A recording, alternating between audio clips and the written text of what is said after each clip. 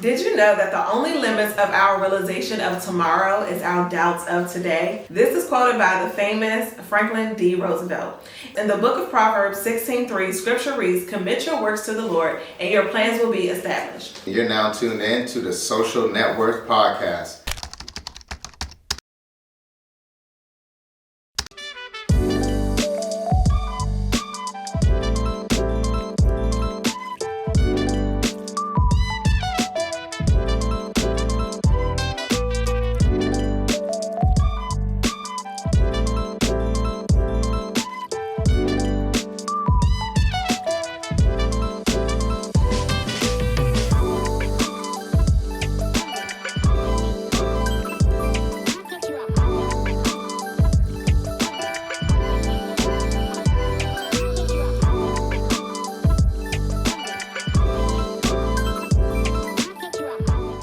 Our topic of today is how AI and the shift in family dynamics is affecting Americans and bringing change to the real estate market. Jason, what are your thoughts on how AI could essentially impact the job market and also impact real estate? So I feel like AI is already impacting in a major way, right? So obviously a lot of good ways, but obviously it's a lot of bad ways in the sense of physical employment. So I feel like,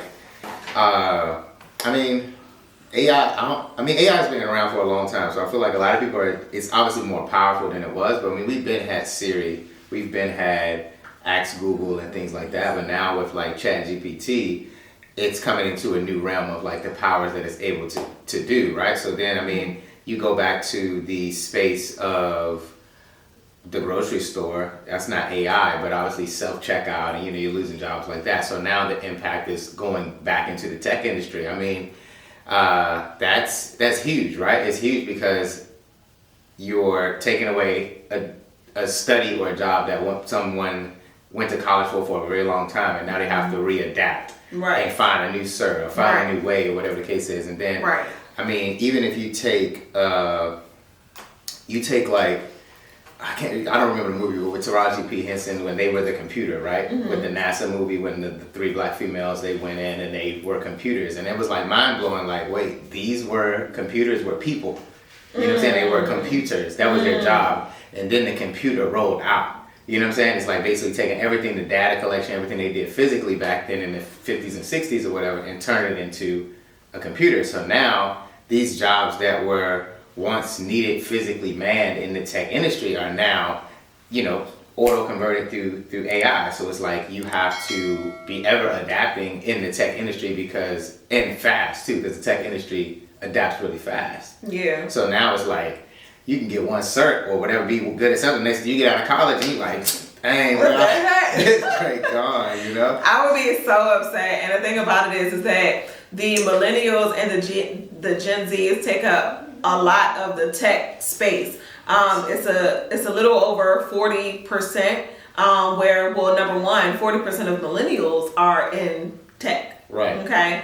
And then you have the Gen Zs that's now converting into the job market space. So essentially, I mean, I think that, so basically to your point, you're basically saying like, the AI technology has already been taking jobs from the beginning. From the beginning, right? Right before AI is just stepping into a new sector that I think a protected space of techies thought they were, and now it's like, we don't need that anymore. We can computer generate that. So therefore, I think the evolution is understanding that you need to learn how to operate AI to be, to like grow in the tech industry. You know what I'm saying? Like you need to learn how to operate AI and be a programmer and a whatever, that works for that. So my thought is this. My thought is that computers and AI, in my opinion, is a little different because you have the computer sector where it was making your job more efficient. Mm-hmm. But it also eliminates a person. You know what I'm saying? It's eliminating a potential, person as well. I mean, so you have to evolve and become the person behind the AI to get it or whatever. Well, in my opinion, I think that the technology has not replaced the human. I think now we're going to see a lot of replacing of humans, is what I'm saying. Yeah. So yes, to your point, the tech side of it might have replaced maybe some cashiers or something like that. Right. But you still had software developers, you still had software engineers, you had networking, whatever. I've been on TikTok and I've been on Instagram and I've seen like robots cooking. Right. No, I've seen definitely Tesla and some other companies fully making robots capable of everything. Like, I've seen her folding clothes, I saw her putting away like pans and things. So they're practicing like regular physical things, which like, I don't know, man, it gives Terminator so bad. It really does. It definitely gives Terminator. I seen this one video of where the guy was asking the robot, this was like on a stage or whatever, he was asking the robot, would you ever hurt a human? The robot was like, no, I am not so. And everybody in the comments was like, that's exactly what a robot was saying. Until, like, what was the name of Will Smith, the movie when he was like the last man on Earth, him and his dog and stuff like that. That one. I forget that movie. I am Robot. Legend. I Am Legend, something like that. Yeah. That one, that's one. And then you got, Terminator. You just be like, bruh, I don't know, man. You just get those thoughts like, I don't know, man, like, if somebody wants to be a villain and just turn the switch like all the AI. Yeah. Because they got AI practicing for war too. Well, I'm glad to hear about that. I definitely think that they need to be putting these robots out there. Yeah, out there versus versus the humans. But at the same time, they're gonna be side by side, bro. It's crazy to live in an era, to grow up in an era of watching it, right? And then live in an era of like it coming to life. Right. Like the movies, the Terminators, all of these things, and now you're like, bro, they coming, it's too real. I think that America is gonna see a huge shift to housing because if you don't have a job, you can't pay your bills. Yeah. So now you have these robots that's going to be taking place of humans. And I'm not saying robots like the ones that's really cooking and stuff. They obviously have that. And I definitely want to talk about that. Everybody can't really afford to buy a robot to hold your clothes and everything. But what if they make payments on it? You're right. I mean, robot maids are definitely going to be a thing. I mean, I'm pretty sure it's, if they can do it efficiently enough, it's going to be there. And I mean, I'm sure it's... I mean, at one point in time, it was like a thing to own a slave. They were saying that owning a slave was equivalent to like having a Lamborghini. It was a status symbol. Okay. So I'm not going to go as far as saying like owning a robot. Owning a robot is a status symbol. But what if you can make payments on it? Because they are going to make it cheap. Tesla has a projected outcome of $25 trillion that if he releases these robots, then he has a projection of making $25 trillion, or the business will have $25 trillion. Buy Tesla stock. Buy Tesla stock. Buy Tesla stock right now. No, I mean, that's interesting because now you're looking at, like I said, the future, right? So, I mean, granted, you may have a robot that folds your clothes and washes your clothes and does certain things for you that it could cook the whole time. You put the recipe in there and it's going to get to that point where it's just like... Are you going to own the robot? I mean, if it's efficient. There's people out here that don't want to socialize with people at all. And I can see people being like, I got my robot, I don't never got to leave. Listen, I don't need nobody. For all the guys out there that's complaining about cooking and cleaning, baby, you gonna have a robot. Listen, you ain't even gonna need, You got a robot. I got my robot at home. I really don't need you. They gonna be bad. I got a robot. My robot can handle this. Get worse. I got a robot, so all that you giving me, I really don't need. Okay, I really don't need all this. You ain't doing much around the house. My robot don't ever talk back. I tell her shut up, she shut up. I'm crying because they're really saying that these robots are only gonna cost $10,000. That's nice. People be buying the drones. It's gonna be Bitcoin. Like, give me 3 of them, dog. It's gonna be somebody that want to cut the lawn. It's gonna do everything. Baby. Vacuum. It's the Jetsons. Didn't they have a robot in the Jetsons? They had the robot in the Jetsons. I think I want a robot at this point. Can the robot drive? Yeah, I feel bad for the dating pool, dog. Can the robot pick up my daughter from school? Tesla self-driving. It might be able to put you a chauffeur in that joint. And camera scan. Like, your camera scans that your daughter analyzes it. Like, run with me. it analyze your daughter, she get in, boom, lock the door, and then take her back home. Hey, kids gonna be real safe out here. 20 years from now, it's gonna be a world. What a time. Yes. You know what? It's gonna be kids looking like, y'all was driving your own car. What did you need a license for? Right. And then you're not gonna need security guards. Imagine that. We have robot security, robo security. Yeah. The Terminators running around. Oh my God. All right, so how? Let's get back into the AI affecting what the real estate market. The real estate market. How is that? Well, I guess I'm trying to register everything myself on. Like, what are your thoughts on how it's going to fit the real estate market? So what I'm saying is that obviously with the growth of AI, you're going to be losing. They're saying that you can literally, and we saw this during COVID. You don't need to go to the doctors if you can have a virtual appointment. A lot of times when we go to the hospital, you sit in the emergency room for 3, 4, 5 hours, and then they just want to prescribe you Tylenol. Yeah, for something slight. And if it ain't dire, it's like just call, let's get this virtual appointment, and that's virtual ER. So I see. We saw that. We saw that. So they're basically saying it's going to take away writers. It's going to take away. I wish I had the list, but they said it's essentially going to impact a lot of jobs. These AIs can also do software coding. So the AIs can also code. So you don't need coders. You understand? So essentially, back to what we read, between all of the job markets in 2023, AI has replaced over 260,000 jobs with another 21,000 since January of this year. Right. So with just that alone, and then we're not even considering all of the other jobs that's out here. That's just in the tech industry. Right. You know what I'm saying? So essentially, the way that I see it, I'm gonna just get straight to the point. The way that I see it is that AI is going to have a huge impact on the job market, especially by maybe 2026, 2027, which is a lot of people are going to not be able to afford and pay their bills. So my question is, number one, how do you think people are going to adapt to AI? And then number two, how can you continue to sustain your bills or your mortgage or whatever, if you end up losing your job to artificial intelligence? Very true, and I think that comes into adapting, where we talked about you got to get behind the AI. You got to adjust your tech industry where you are essential to AI continuing, right? Because that's obviously where it's going, and finding a place to be essential, right?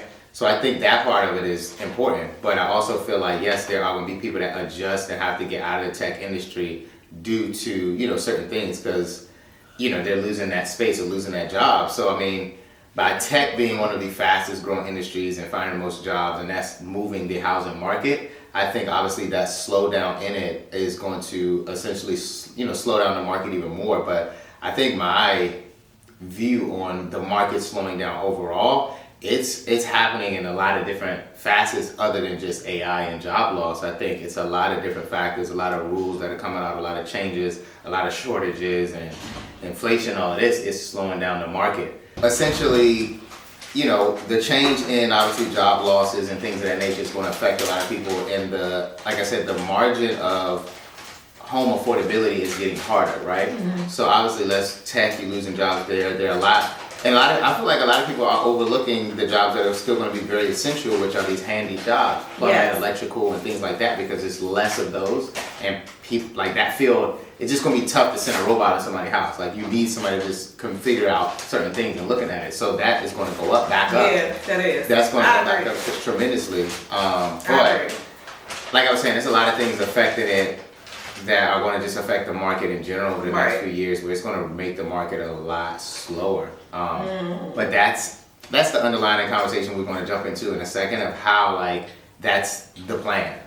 So to your point, so basically you're saying the way that we can kind of combat it is by getting in front of it. So if you are, because they're already talking about laying off recent graduates, somebody that's fresh in the market. So the way to get in front of potentially job loss is getting a trade. So getting a trade in HVAC, Well, even what kind of trade? Granted, you have those handy trades. I'm not saying recent graduates should just scrap their tech degree and go into that industry. I'm saying those that are not going into these spaces of college and things like that, but getting a trade is going to really help balance those out, because you see the loss in this profession.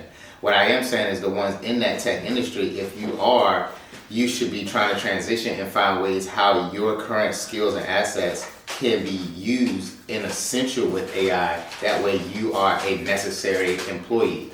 You know what I'm saying? Like you are helping AI continue to grow regardless. Right. You know what I'm saying? Yeah. And now we need you because what you're doing is helping us do AI. Right. So I kind of want to shift the conversation to, you know, how essentially, because not only do we have the AI sector of it, but we also have the changes of family dynamics as well, yeah. right? So the traditional family unit is obviously changing, where more single person households and cohabitating couples without children and multi-generational living arrangements has become common. And just to throw out, you know, what multi-generational living is, that's a whole bunch of people living in one roof, or maybe 4, 5, 6, you know, or more living under one roof to be able to afford housing. So how do you think, you know, the changes of family dynamics affect the real estate market? So I think that's obviously affected the real estate market over the years and generations. And I think that's also based on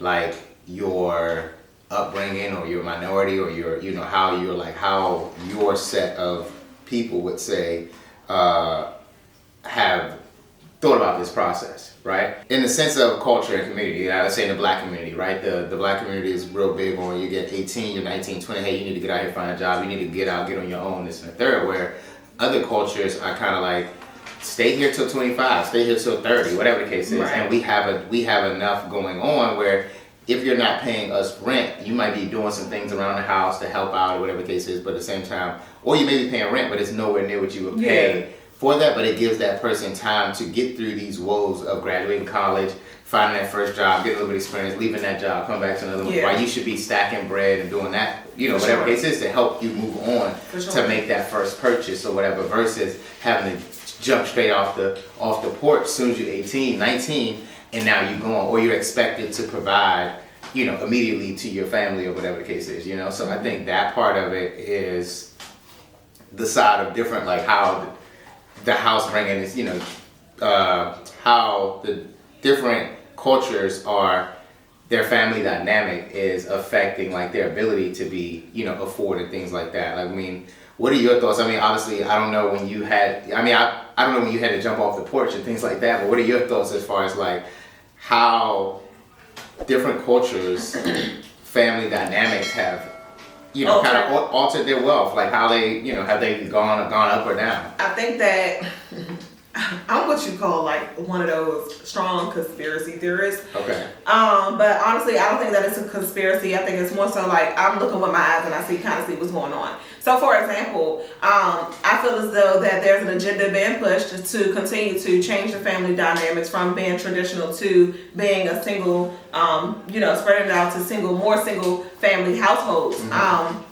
So for example, when you have 2 people looking for 2 houses instead of 2 people looking for 1 house, you are able to maximize and you're creating a demand. Right. Okay. So I think we have to look at the bigger picture here, right? Because I feel like there's always some type of underlying agenda behind really anything. So when I'm looking at, okay, the family structure and just to be clear, the demonic powers is always looking to come against the family unit. And when you realize and understand what's going on, you will have a better understanding as to, okay, well, let me take a step back. Let me look at, you know, all of these different factors. So for example, when you have, again, 2 people looking for a house instead of 1 person, that's more property taxes going to the government. That's more money being dished out for loans. Interest, you know what I'm saying? Interest. 2 separate loans. 2 separate loans. So, you know, obviously we saw that there's more women that own houses. And again, this is properties purchased, not acquired. So there's a big difference. So, Jason, through your experience, do you have majority women clients? Do you have majority male or married? I tell this to my clients all the time. Like, I want to say like 80, but I'm going to say 75%. 75% of my clients that I sell properties to are single females. Right. like I have a few, males and I have couples, and you have different situations, but the majority of the first time home buyers and buyers are single females. They're really they're like, hey, I got this together, I'm not waiting no more, I'm going to go get it. And I support it because you should. It's just a matter of, because everybody, you can't wait till, I don't believe in waiting until you find the love of your life to try to buy property. I feel like you should continuously purchase property on your own. And then when you meet that partner, hopefully they've been purchasing property, and then you all have your properties, and then you all can come together and buy property where you can sell off some of these assets and use that. I believe that wholeheartedly, but majority, the women, right? The women have been, getting it. They've been getting it. And I ain't mad at it. You know what I'm saying? You gotta go with your demographic, what's working. Yeah, I would agree too. And again, I would say probably about a good 80-90% of my clients are African American. So I don't know if that's just an African American thing, because have you seen other cultures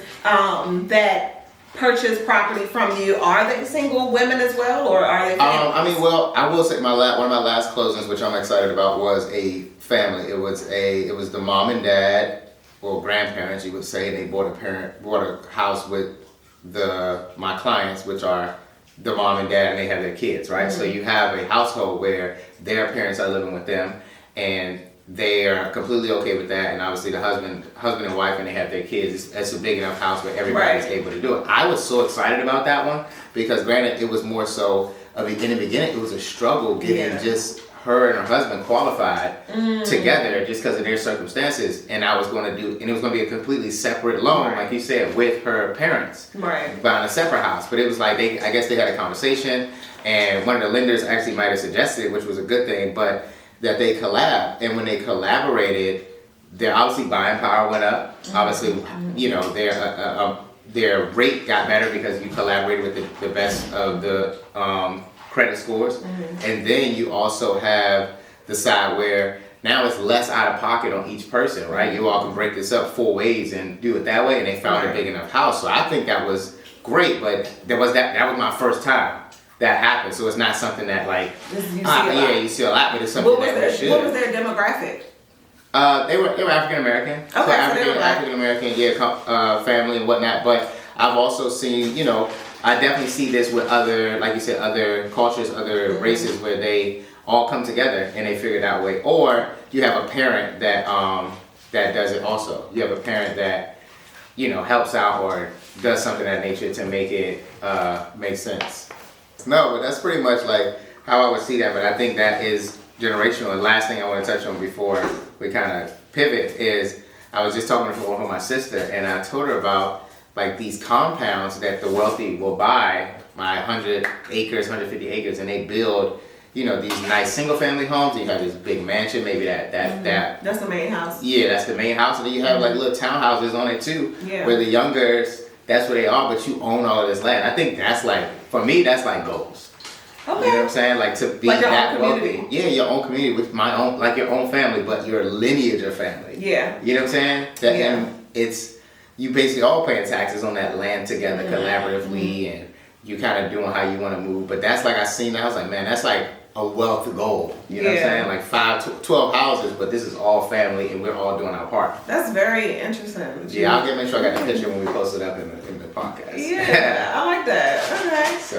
I think that definitely that it's a thing where I think the changing of the family dynamics to be single is being pushed. I think it's an agenda that's being pushed because, especially towards our community, because when you listen to the music and when you go to the movies and when you see all of this stuff, you don't really see the influence of a strong family unit. Now, I do want to point this out. When the Temptations and when all of those, groups was out back in those days, you had a stronger family unit. So we know how much music can influence a community. You understand what I'm saying? So the same way how people think that it's cool to steal and rob and it's an agenda that's being pushed within the music is exactly how I feel. Same way about how you degrade, you're degrading your women or degrading your men or whatever the case may be. I believe that's another agenda being pushed where you don't need nobody. God did not, if you didn't need nobody, God would have only created one man and that was it. and we wouldn't have people today. Point blank period. If God wanted man to be alone, he wouldn't have designed woman. You understand what I'm saying? So we all are supposed to be here supporting each other, is how I see it. So all of this ripping the family apart, I am not for it at all. I'm strongly against it. And I think that, again, that is an agenda that is being pushed to lose your wealth. Because the wealth comes within the family. We are the only community, we are the only culture where we don't see wealth because of the family division. Any other culture that you see out here is they have a strong family unit, point blank and the period. You talk about Chinese, we can talk about Indian.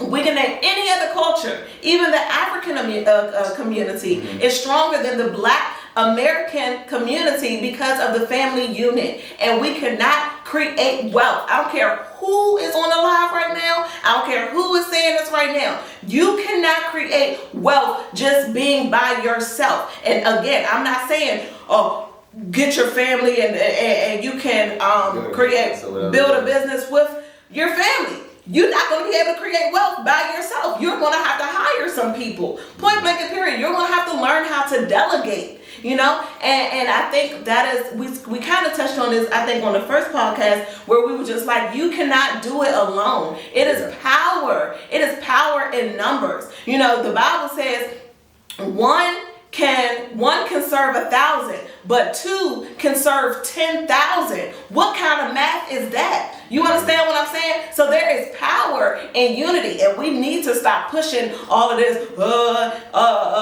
F them, this, that, da-da-da, I don't need no. I really don't, and that's a whole nother topic for another day, because I was about to go there. I was really about to go there. You know, man. But no, I get it. But I mean, I agree with you in the sense that, you know, it being an agenda. It's like I said, it's the whole beauty of the podcast is to bring light on topics like this where you are sharing. This is a part of financial literacy that people kind of overlook. They're thinking about is just like the numbers and things like that, or how you grow wealth, but it's also about who you collaborate with. Collaboration in your family are great, you know, people to collaborate with wealth in the sense that everybody's on the same page. Right. And that's the hardest part, where it's like, to pull all these families together, it sounds great, but I'm sure it's people like, bruh, but you can't bring every family member into the bigger picture because they don't understand or they're not disciplined enough to help us get to where we're going, which is unfortunate. So it's also like re-pulling the family together of those that are able or understanding or willing to learn and whatnot, but also pulling in those other friends and collaborations, like you said, the Temptations, but they weren't all family, literally, but they became their own family. So I think that's important too. Sometimes it may not be your blood family, but it's the people that you create now as your family and bring together to create this new, new wave or generation. That's what we have to do at this point, you know what I'm saying? But I think that part of it is essential to understand that the collaboration of the right pieces in the family, and some, it's unfortunate for our community, but some are just not going to get it. It's just too far gone. And it is what it is. But at the same time, you got to take those that are willing to say, you know what, there is power in working together. There is more to this to be learned. This and the third. Let's run and see if we can do this together. You know what I'm saying? But I think, you know, like you said, we're on the lower scale of things when you're looking at it as far as like just the financial literacy side and how the family dynamic where we're lacking, where this is something that has to be understood and addressed. You know what I'm saying? I believe that it starts with either the Gen X or the Gen Z family unit. I believe that at this point in time, we literally have to be very intentional about what we teach our children. So let's just say that we just started all the way over. Let's just say that when we start over, we're going to start with our own children. So if you guys out there, if you have younger kids, maybe under the age of like 10 or whatever, it is going to be imperative for you guys to, number one, get rid of the curse of kicking your kids out at age 18. Number two, I believe that it is up to you to decide if you feel and you believe that college is the right choice with the way that things are going for your children. So I'm not going to say that I'm for it and or against it, but that is a decision that you guys have to make. And if you are for it, is this an investment the investment that you're going to make into your child's education, could those funds could have been allocated to go towards something else to build the generational wealth for your family? Now, if you have, I know I'm hitting on a lot of time. Go ahead, because you might forget. No, I wanted to tap in on all right, so we get to, you said under 10, I mean, under 18 in general, you always, kids can always learn from 21 all the way down, right? You continue to teach. But what I was going to say is that how you're talking about like what we're teaching and putting out there into our kids, it goes back to one of the other episodes where it's like we have to learn ourselves so that way we can teach our kids or put them in the right room so that they learn. Mm-hmm. But when you talked about college, has been obviously the push to go to college, which you should do if that's the right fit for that, for your kid, or if they want to go that direction, but also understanding and directing them in which field and direction, like where they should go. Like doing that research. A lot of times we expect the kids just to do all this research and know, where you can clearly see on the outside looking in from living life that this job or this field may not be as successful as they think. And granted, it may be a passion. Maybe this needs to be a minor. Like your passion needs to be a minor, but we need to make sure we put you in the right field. Like I need you. These what we gonna play around with. Find one of these that you like. In medical, law, tech, something like. Let's find something that we know. Do that? The Indian they tell you where you going. Like it's like. You know you're going to know numbers if you're Asian. Correct. You're going to learn these numbers one way or another. Because, you know what I'm saying? But at the same time, that's what I'm like, that direction. Yeah. And a lot of times we want our kids to figure it out. Like, well, it's what they want to do and think it is what they want to do. But it's also certain direction and guidance that you can give from your past life experience or watching others to be like this. And then also knowing that if your child is not a college kid, that goes back to the trade. Like, why are you about to put that child through $50,000 a debt or whatever the case is, knowing this might not be it, and they may be going into a degree that they're not going to use, or whatever the case is, where you can put them into a trade and things like that. You know what I'm saying? Where you can go ahead. I'm going to forget. To that point, I think it's also important for adults, for the parent to do the work, to be able to make connections, because for that particular person that's not school savvy or might not like going to school, maybe you have somebody that can mentor them in a certain space. Maybe it could be real estate, maybe it could be HVAC, maybe it could be one of those other things that that they will take a liking to, and ultimately start way earlier. Correct. Start way earlier. Correct. And now they have those. I have my friend, she's been a realtor now 18 years, but she got her license at 18. You know what I'm saying? Like these are like, I might not be able to sell a bunch of real estate. My peers may not be in the buying space, but I can learn a lot. I can shadow, and they're going to close deals because you're in the space. But that experience, you 28, you 10-year vet. Fact. You a 10-year vet at 28. Whatever you decide to do at that point.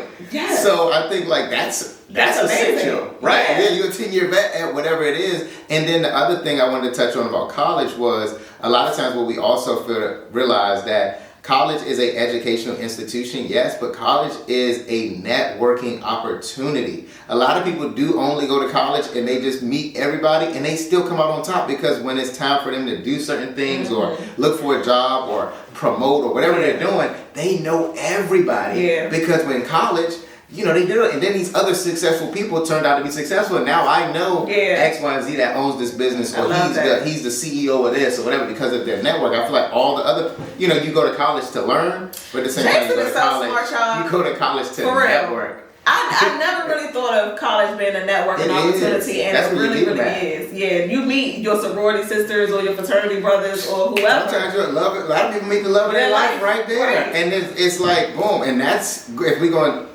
dibble into the dating scene. That's a lot of times where a lot of women are supposed to be finding their husband. Like, what are you studying?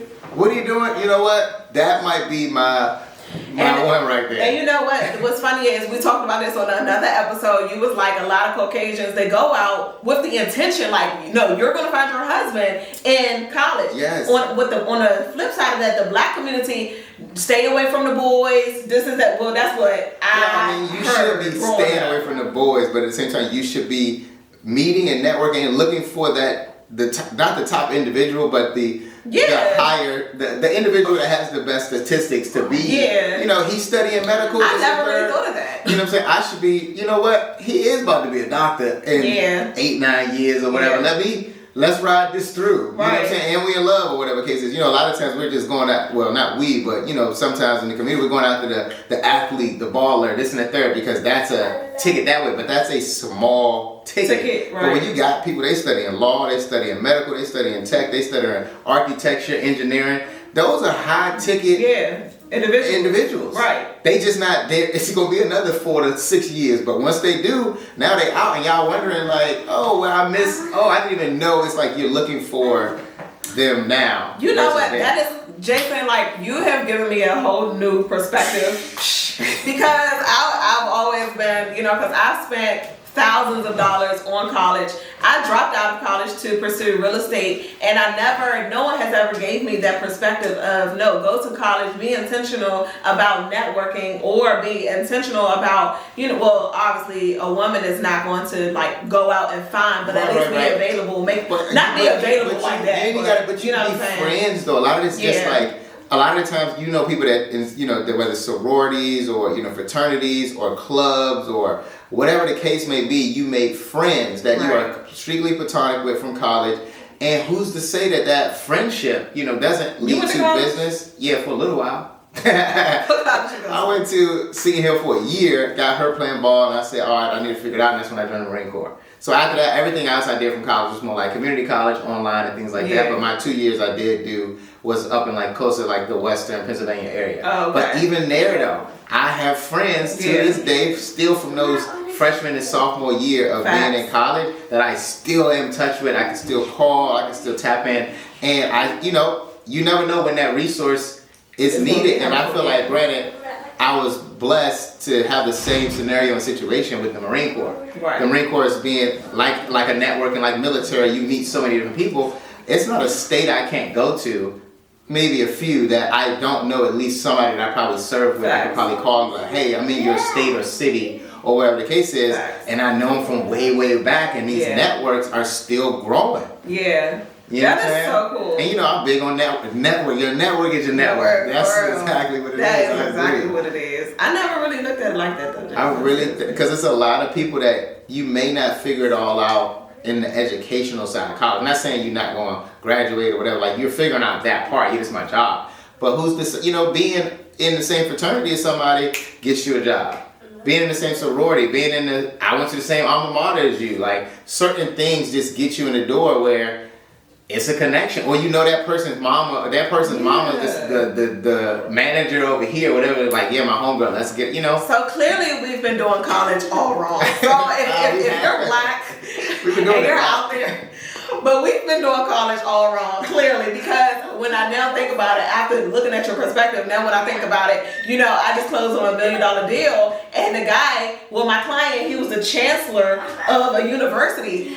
I didn't even know what the chancellor was. I'll be honest with you. You know, and the chancellor is over the president of the college, the vice president. He's over all of that. You understand what I'm saying? So he's the one that's literally checks and balances. He's not the accountant, but he got some pool. He got the whole pool. So if you knew somebody that wanted to go to that school or whatever, but I want to say we're doing it wrong. We've been doing it right. I know a ton of people that have in college, and their connections to it has taken them endless places. So that part we've been doing right. I think it's just that perspective of going into it that way. Like, we're using those all the way across the board. I see fraternities, sororities, alumni, everybody connecting and building and doing those things. That's happening. So we're doing that right. I just think, like, as we're teaching our kids going into it, it's also like, yes, go to college, get this degree, but meet some people. Yeah. Meet some people while you're out there. You never know 5, 10 years, 20 years, who that person is going to be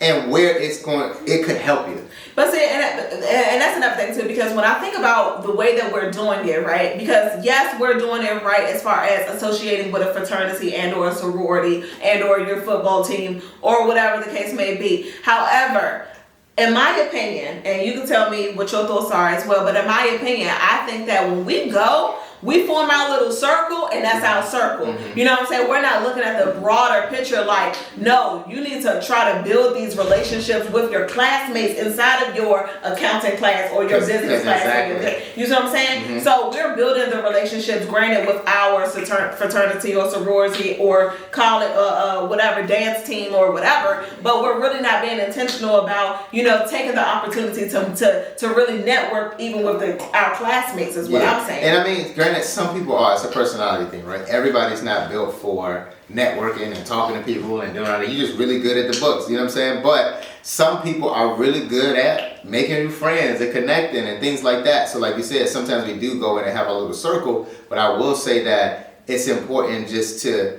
you know, get out there a little bit. Meet a few more. Talk to that one person that you probably wasn't going to talk to before, because you never know where that's going to go. And I feel like high school network is great because it's a big network in itself, but I feel like your college network is like your career building, like your career connection network. Like your college or your military, whatever, but that's like that's the one that takes you a little bit further over the hump. Now, can I challenge your perspective? Because, you know, obviously that is a really good perspective to have to go to college. Now, I want to ask you this. Do you feel as though, now, again, this goes back to everybody's individual choice on if they want to take their kids to college or whatever. However, do you feel as though that is worth the investment of college these days to network, to have your child to go? Now, scholarship is different, okay? But a lot of times we're taking out these Parent Plus loans. The student is taking out student loans to be able to afford college. Do you think that there might be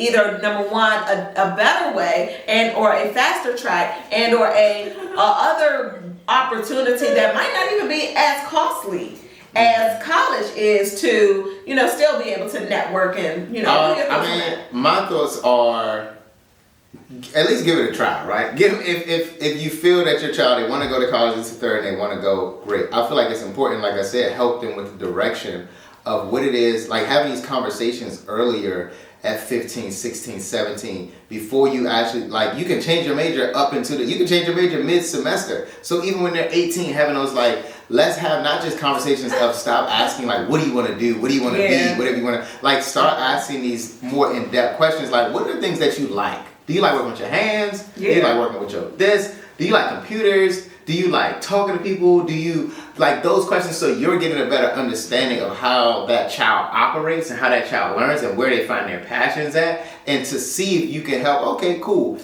Even if you I want to be I'm really good at makeup and things like that. Granted, yes, okay, you're not going to college for makeup, but maybe we need to dive into business. Maybe that's because at the end of the day, that will become a business, right? So maybe that maybe could be a direction we could try, this and the third. And understand that it's going to be hard. I think a lot of times, obviously, the kid we go to college, like, bro, this major is killed. Bro, the reason why you get paid so much as a doctor, because it's hard. As a lawyer, because it's hard. As an engineer, architect, it ain't easy. If it was easy, everybody get a degree in it. So yes, it's going to be hard. But I will say, I think it's also having those trying to find those conversations to see if you can help that child find the best direction. And if that child, you know what I'm saying, and if it's going to be that burden of trying to, like you said, go to college and it's so tough and things like that, just making sure if it's that burden, you're going there for the right reasons, right direction, right, and you're serious. Because if not, let's sit it out a year. Let's sit it out a year, see if we can get it together or whatever. Because now, it's causing a new burden that we got to pay and things like that. I mean, granted, like, you have a child, so when she gets closer to this age and things like that, what are your thoughts as far as, like, what if that's not her path? College. I'm fine with that. Agreed. If college is not her path, first of all, let me just say this. I am working, and you probably know, I'm probably one of the hardest working females that you know, or women that you know.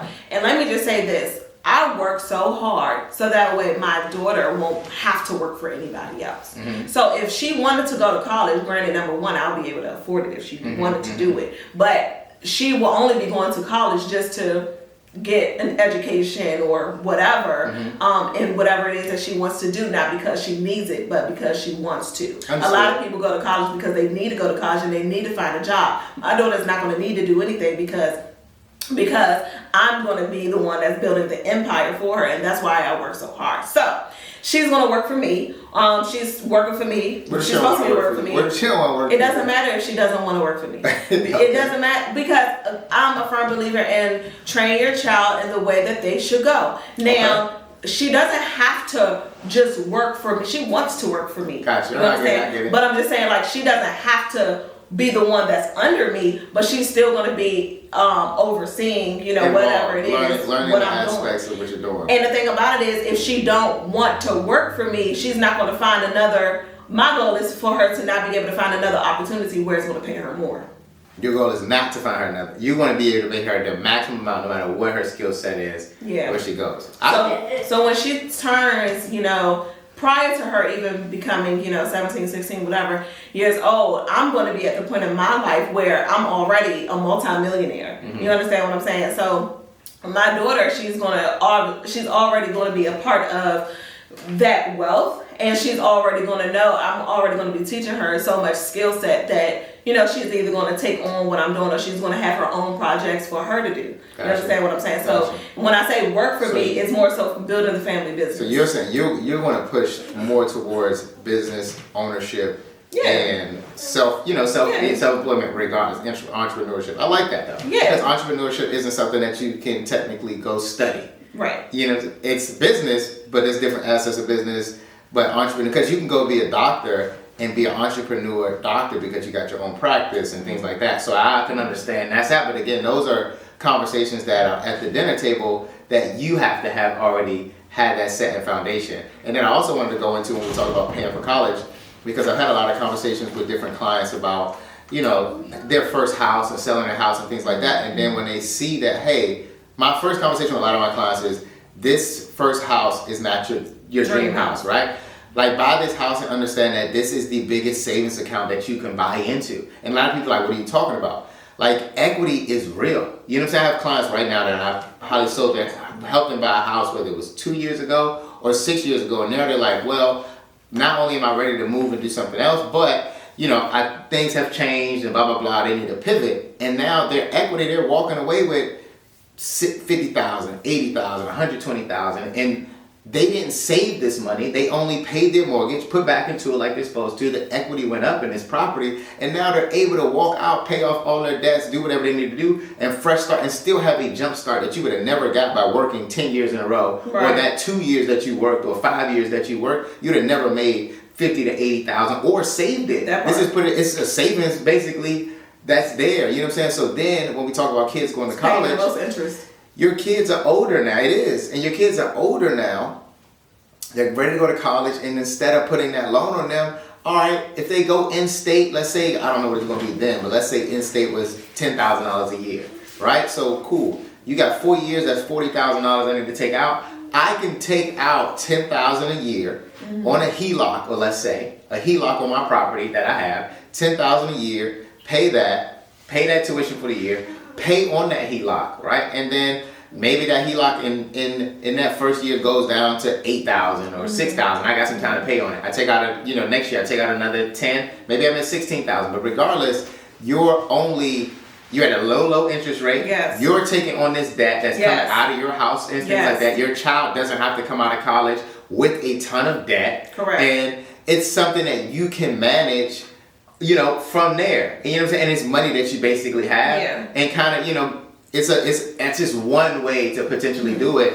Even if you did a cash out refi and you just go ahead and say, bro, let me take out this whole thing, do this, take out some other stuff, and do your whole college. You got 4 years at least. You got 4. After that, you play with it, that's on you. But you got 4 at least. And then they're not, you know, they have their own sense of quote unquote responsibility, but at the same time, you've done your part ahead of the game to help them not come out into the field backwards. So basically, continue to raise your child until they turn the age. Well, not until, because your kids are always going to need you, right? Regardless of what age you turn. But you're raising your child all the way up until the age of 22. We need to really... I know past that as well. But what I'm saying is, it's like, it's still your responsibility. Like, we're the millennials and the Gen Zs, we're stuck with the responsibility that our parents should have had for us. If our parents was forcing us to go to college, they should have been taking on this debt. Point blank in the period. You understand? Yeah. But it's also that I do, but it's also that sacrifice that we had to somebody's got to go, right? Somebody's got to take the leap and start building the tradition of it. Like granted, a lot of the generation before us were going to college, but not as many as we are now, right? Now it's each generation that goes by, more of us understand that we need education, we need to learn, we need to network, we need to diversify, we need to do all these things, whereas like just getting a high school diploma and joining the government was the essential for like the 70s, the 80s, even so in the 90s, like all you gotta do is get a high school diploma, so going to college was less, but now there are certain degrees and fields that you just have to go learn in school. You know what I'm saying? That some people you need to go to even get there. Well, now I want to kind of shift the conversation. Y'all know I like to stir things up. So, in my opinion, actually, I believe that it is a force. I believe that America needs to really restructure their Department of Education. Yes. I believe that when you get to high school, we shouldn't need college. I feel like when you go to high school, what more do I need to learn in high school that I haven't already learned from kindergarten to the 8th grade? You want me to know trigonometry and algebra? Like you said, just start more diving directly more into like the direction you want to go. That way, exactly, more towards college. But I mean, I would say that's more private school, and I mean, that's more how the private schools operate. And in that section, that's why they're typically more successful when they get to college, because they're prepping for college, where public school is not doing that. It's not doing it at all. And first of all, I believe that high school is so unnecessary. Like, if you really think about it, like, I know, don't beat me up, y'all. It's so freaking unnecessary. What else am I learning here? Like, I think 9th and 10th grade, you definitely need the basics that come with 9th and 10th grade. What's the basics? I think because you got your Englishes, you got your Englishes. you have English 9, English 10, whatever you want to call it. Then you have your writing and things of that nature that some people have writing. Agree. I agree. You should. Everybody ain't at the same spelling number by the time 9th and 10th grade. I'm just saying. Everybody ain't reading out loud at the same frequency. Well, that's their problem. They didn't get a tutor. But what I'm saying is, you have certain basics like your biologies and things like that. Maybe it's been basic since kindergarten to 8th grade. Agreed. They are learning a lot more faster. I agree. I'm just saying 9th and 10th grade. But I think by 11th and 12th grade, you should be really finding that direction that you want to at least try. That way, it also is free. Yeah. That way, if you think business is your lane and you 11th and 10th grade, you're a business studier or major in high school, and you find out that it's not, at least by 12th grade, you like, I think I want to try tech. At least you can switch and it's free versus going to college, wasting that time with those credits, learning that, and then be like, dang, bro, this ain't what I want. Yeah. You know? I agree. I agree to a certain extent, because I also believe that America's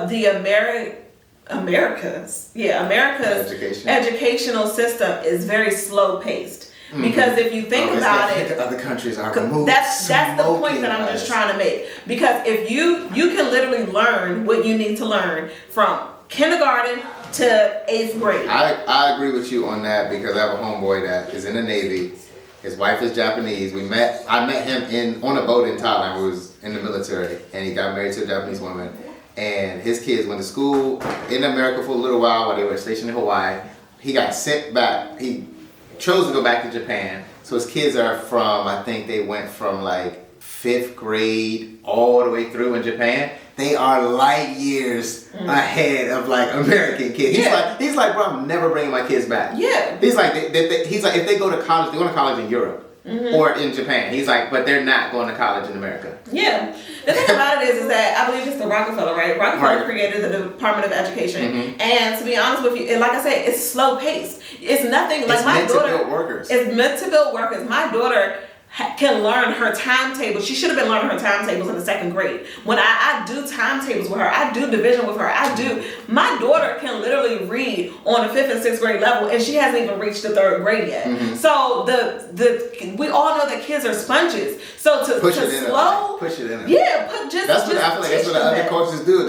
You're gonna know these numbers. Correct. You're gonna learn these numbers and stuff, and that's why they're like able to jump through these. We've seen babies on Instagram and TikTok reading, talking about duck, cat. They 1 year old talking about they know how to read already. Yeah. You understand? So educational system is very slow paced, and if we really wanted to innovate and put and inspire our children, college needs to start really in the high school years. Why am I getting a whole bunch of more bullcrap from 9th to 12th grade? It's the money too. We talked about that in the other time, where it's like the money of building these college institutions and things like that, where if because we need all 4 of those years. They're money-wise, they need all 4 of those years, but especially when you're coming out of high school so unprepared, you do need all 4 of those years. It doesn't have to take 4 years. It goes back to the money of things. It goes back to they want your money. They are making you take electives that you don't even need. Why am I taking tennis, or why am I taking whatever to fulfill my criminal justice degree? Yeah, like these extra just bonus. Yeah. But I mean, just give me what I need. I agree. And that, maybe I'm a type A person. There's definitely some fluff in there that you don't need. Granted, you go back to networking, you're gonna meet some people, but it's definitely like you can do this another way. I can meet you at a party. Like, right. I get it. No, I mean, 100%. I believe if you're really going, because again, college is not teaching you the fundamentals of life. They're not teaching you taxes unless you take accounting. They're not teaching you this unless you you have to be in that particular the life things you need. But that's how it goes. That goes back to the dinner table conversations and the family dynamic. And to take us, kind of slowing this down and about to take us out for this episode, kind of swinging back into the family dynamic and what's being taught in the household, as well as using AI to help you teach your child some things that even if you don't know. Right. You know what I'm saying? So what are let's close out. Let's get your closing takeaway on this one, so we can, let lead the people with something great. Well, this is what I want to leave you guys with. I mean, regardless of where you are in life, I believe, AI is definitely taking over, and we definitely need to start thinking about how we are going to pivot in a market where, our jobs might be in jeopardy, and also how can we instill what we need to in our children, so that way we are making a great foundation for them and ultimately building wealth. I guess my closing remarks on this is that like anything, I think education is key, and not just education in the college space, just education overall. Self-taught, you got YouTube, you got Google, you got classes, you got TikTok, you got Instagram, you got a lot of different things we're feeding ourselves, where it's important to, maybe get a little bit from some of these spaces and then do your own research and reading and research and using AI. ChatGPT, if you ask it the right questions, it'll tell you the answers to it. So I think using these platforms, these AI systems to benefit you and to learn from, but to also take this time to also look at, different family dynamics and how things are going and growing, and are you able to do something different for your family that will change and impact your children and your children's children moving forward. So before we fully go into the live, I want to wrap up the recording side of the podcast, and just thank you all for tuning in. And if you haven't already, what is it, like, follow, subscribe? Yes. That's Ronnie's line. Go ahead and take us out. So thank you guys so much for watching the Social Net Worth podcast. We can be found on YouTube, Spotify, Instagram, and TikTok. I am Ronnie B. You can find my page on The Ronnie B. So THE Ronnie BEE. You can find me on TikTok, Instagram, all that good stuff, YouTube, like I said. And this is my wonderful, amazing co-host, Jason Miller. Jason Miller, you can find me on everything at Jason Miller_the Realtor, on mostly everything. Again, we're on all podcast platforms. And